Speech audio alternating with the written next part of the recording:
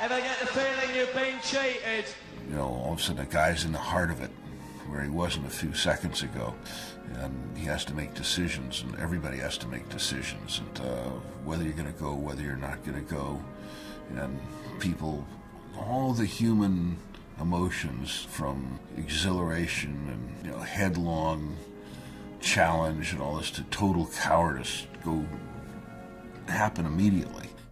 This American coming-of-age drama tells the story of three friends facing life, the Vietnam War, and an ever-changing world against the backdrop of their love of surfing. It's loosely based on the director and his friends' own experiences at Malibu, California. We follow Matt, Jack and Leroy from the summer of '62 to the great swell of '74. We explore their difficult transition to adulthood. Their lives mark the end point of what was the 1960s. Their experiences reflect the shifting culture. Times have changed. What was once a time of innocence is gone forever. The story culminates in the supernatural wonder in its purest form that will become to be known as Big Wednesday. It'll be a swell so big and strong it'll wipe clean everything that went before it. That's when this board will be written. And that's when Matt, Jack, and Leroy, they could distinguish themselves. That's the day they could draw the line. John Milius is a fascinating figure, a great director and storyteller, but his true genius is dialogue. This man is responsible for some of the most memorable quotes in movie history. He also wrote the dialogue for possibly the greatest written scene ever put to film, Robert Shaw's delivery of the USS Indianapolis story from the film Jaws. Movie magic at its very best.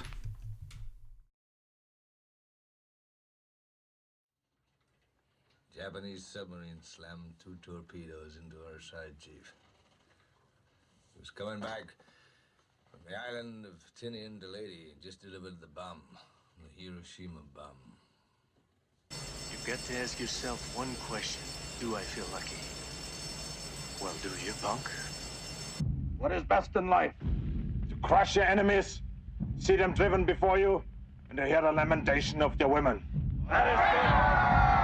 Well, I mean, it's pretty hairy in there. It's Charlie's point. Charlie, don't surf! The film stars Jan Michael Vincent, who gives a great performance as the flawed hero. The film unfortunately mirrors real life, as Vincent struggled with addiction his whole life, and he never lived up to his early promise. William Katt plays Jack with warmth and charm, the quintessential blonde Californian beach boy. And what can you say about Gary Busey? The man's a legend. He managed to star in 2 of the greatest surf movies of all time, the other being the fantastic Point Break. Big Wednesday is one of the best coming-of-age dramas of all time, especially from the male perspective. This film is so inside the male psyche. I've often found that this is one of the hardest films for females to understand or relate to, and I totally understand that. The rituals of male bonding can be hard to grasp.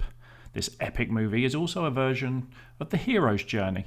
It is meta-narrative at its best of the boy becoming the man, a working-class boy who for a short time is a surfing sea god. Matt Johnson is our flawed hero, a self-destructive type who is idolized as a king in the surfing community. Matt has 2 best friends, Jack and Leroy. These aristocrats of the ocean can be seen as reflections of the duality of Matt's character. Jack is the positive, Leroy the negative. They're almost like an angel and a devil sitting on Matt's shoulder. Jack is responsible. He does his duty by signing up to the army. He's even a lifeguard. It's no coincidence that Jack has the only parental figure in the film. Leroy, in contrast, is an antisocial rebel, irresponsible. He is even committed to an insane asylum at one point. Strangely, neither is demonized. Leroy is, for all his flaws, incredibly likable and appealing. The hero and the villain are the reflections of Matt's own nature. When Matt finally recognizes the 2 aspects of his nature, he can finally make peace with himself. He is transformed from the screw-up of his younger years to a mature man, husband and father.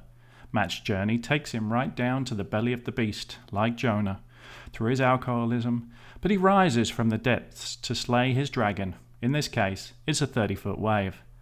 Matt is guided through his journey by the almost mystical bear, who bears an uncanny resemblance to John Milius. The world may be constantly changing, but there will always be a longing for the way things used to be and what has been lost. Although this film was a flop at the box office, it is now a cult classic, especially in the surfing community. Unlike all the other films I've reviewed, I would truly love to see a female version of this movie. Not Hollywood's The Future is Female version, but a coming-of-age story in the surf world of 2021 from the female perspective. Although it would have to be done correctly. I would love to see his daughter, Amanda Milius, take on this project. Becoming a man is one of life's great lessons, and you can't find a better presentation of what it means to be a man. This makes Big Wednesday a 5 out of 5.